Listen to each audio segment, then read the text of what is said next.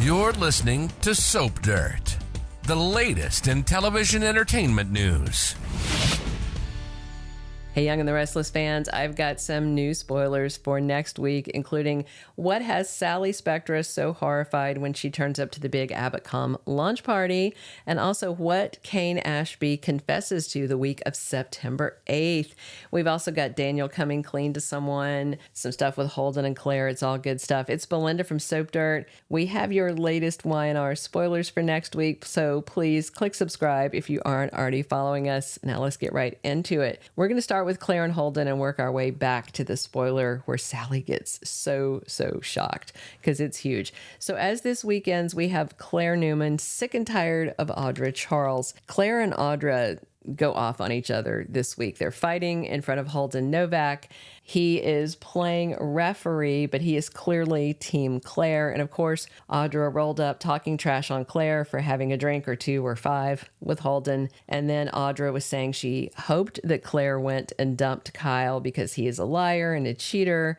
And then Claire was clapping back at Audra because she knows that Nate Hastings dumped her for doing that dirty deal with Victor and then lying to Nate's face.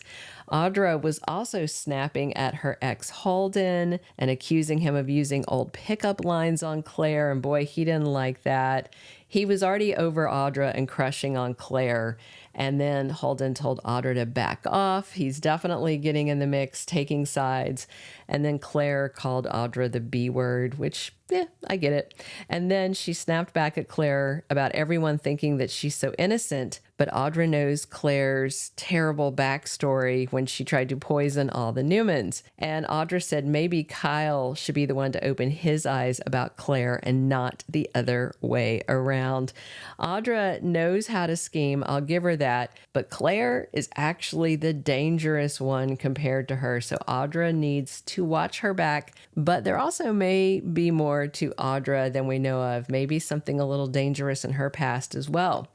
So Claire had enough of Audra. She dropped a last insult and then marched out. And of course, Claire's tipsy and Holden went chasing after Claire because he's got no reason to stick around and talk to Audra. And he really does like Claire. So next week, Holden and Claire are talking in the park about what happened in LA. This thing we've heard about now for I don't even know, 8 months, 9 months. From the moment we met Holden, we heard about this. There was an incident in LA where Holden helped Audra take care of something, and it had something to do with Tucker McCall. There was some kind of jam that Holden helped Audra out of while she was with Tucker.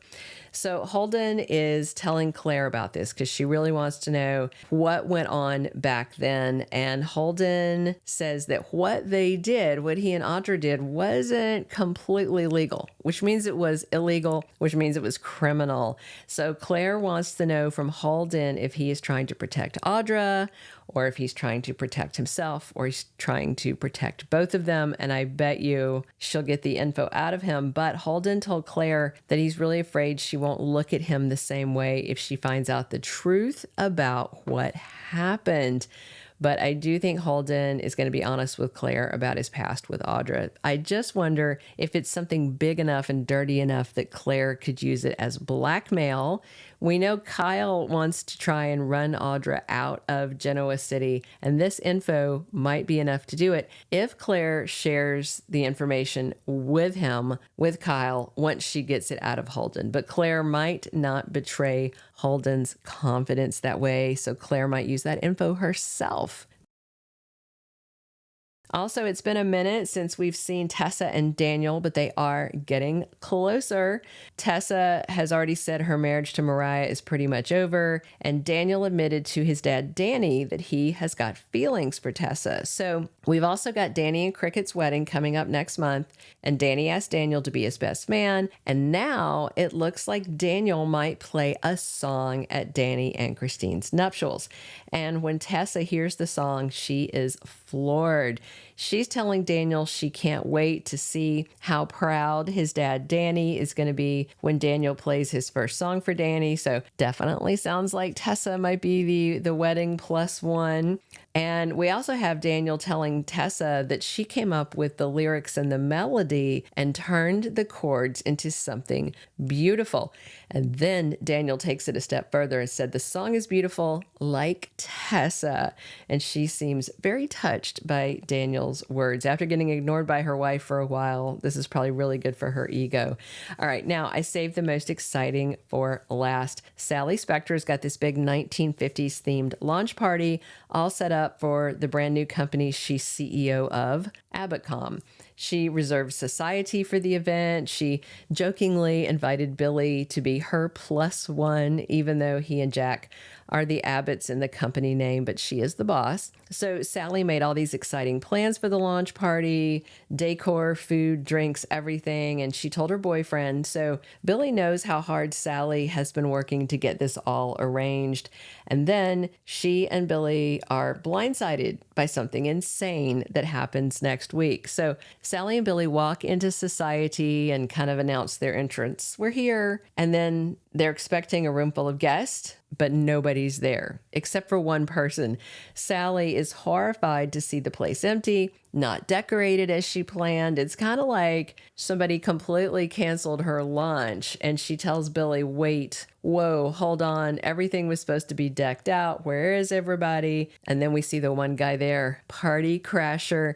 Cane Ashby is at the bar and says, hey guys, glad you both made it. I was starting to get worried. So obviously he did this. And bear in mind, Cane is hot off the heels of a big argument with Phyllis, who stepped in and ran her mouth and blew this chance he had with Lily. He was making some progress with Lily and telling her he'd stopped the takeover stuff, which is a lie. But it's the lie he's trying to sell all across town. And then Phyllis comes in and just makes him look like a liar. Cane's furious. He was yelling at Phyllis. He's more adamant now he'll never work with her.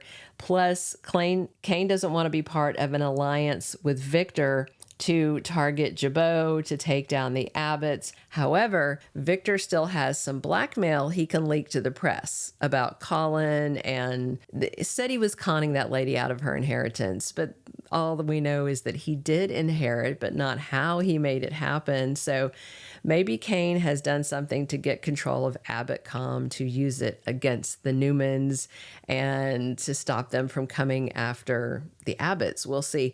Whatever stunt he's pulling with Billy and Sally, we're going to see Cane confessing to at least some of this new plan next week. And if he dangles revenge on Victor in Billy's face and dangles Chancellor too, I definitely think Billy might betray Sally if Cane makes a good enough offer. You know, maybe he wants the media company. Be sure to check out our Young and the Restless full weekly spoilers video tomorrow for your full roster of dated daily spoilers for the week of September 8th through the 12th.